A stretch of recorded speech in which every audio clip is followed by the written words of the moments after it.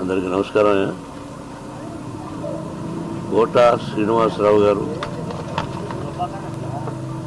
నా తోటి నటుడు.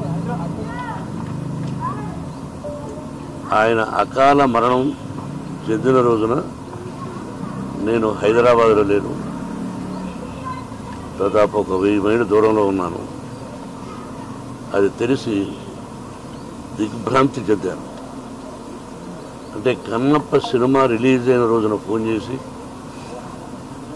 ఏమయ్యా చాలా బాగుందంట, మేము ఒకసారి ఏమయ్యా అనుకుంటుంటాం. మోహన్ బాబు గారు మిమ్మల్ని ఏమయ్యా అన్న పర్వాలేదా అంటుంటాడు. దాన్నేముంది కోట, ఈరోజు సంబంధం కాదు మంది బిడ్డకు మంచి పేరు వచ్చింది, నీ ఆశీస్సులు నువ్వు చూద్దు అయ్యే సినిమా అని కూడా చెప్పాను. ఆ తర్వాత ఈ సంఘటన జరిగింది. మా ఇద్దరిది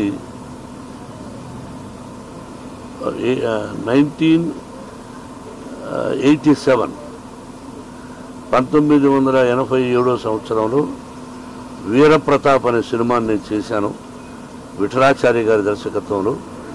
దానిలో మాంత్రికుడి వేషానికి పిలిపించి గెటప్ వేసి ఆ పిక్చర్లో మెయిన్ విలన్గా అవకాశం ఇచ్చాను. నా బ్యానర్లో, బయట బ్యానర్లో కానీ మేము కలిసి చాలా పిక్చర్స్ చేశాం.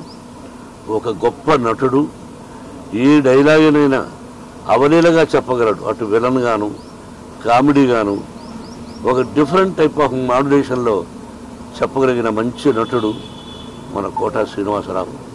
నా కుటుంబానికి అతి సన్నిహితుడు. అతని మరణం నా కుటుంబానికే కాక సినిమా పరిశ్రమకు కూడా చాలా తీరని లోటు. వారి ఆత్మకు శాంతి, వారి కుటుంబానికి మనశ్శాంతి కలగాలని కోరుకుంటున్నాను. Thank you.